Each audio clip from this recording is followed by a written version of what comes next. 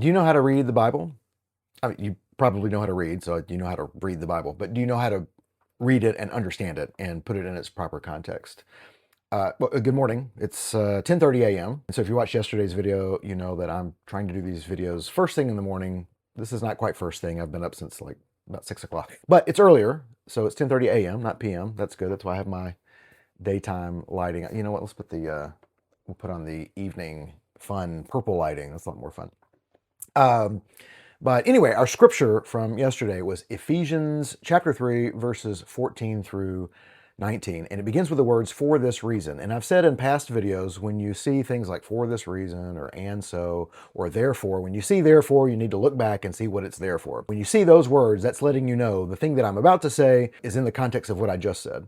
So last night I was like, okay, that's what I'll do for tomorrow morning's scripture, is I'll just go back and say, well, what was the context leading into this? So Paul in verse 14 says, for this reason. So let's look back above that and see what the context is. So I go to the beginning of chapter 3, and guess what the first words of chapter 3 are? For this reason. Oh, okay. Well, I'll just go back to chapter 2. I'll go to the end of chapter 2 here. I'll go to this last section of chapter 2, and then that'll give us the context. So 2 verse 11 begins, so then. Oh, okay.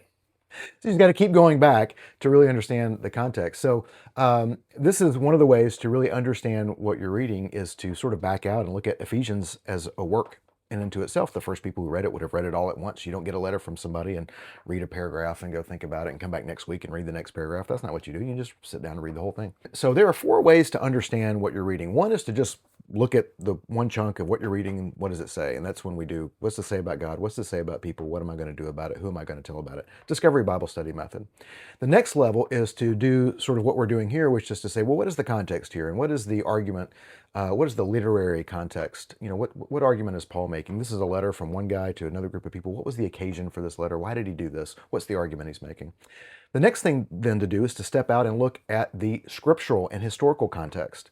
And so you can go to Acts and you can see where Paul goes to Ephesus and the things that happen there and his interaction with the church and his relationship with them, and begin to understand that. And that will help you understand some of the things that he says in the letter. And then you can back out an even further level, which is to the method. And you can see how Paul discipled Timothy, and you can see how Paul pastored this church, and you can understand methods of applying those things in your own life. And so those are the 4 layers of understanding as you're reading. Just simply, what does it say? What is the literary context just within this one work? What is the scriptural and historical context with the whole Bible and just in history in general? And then what is the method? What are the principles here that I can take away and use on a daily basis? So I hope that's helpful for you today, and we'll come back with another scripture tomorrow.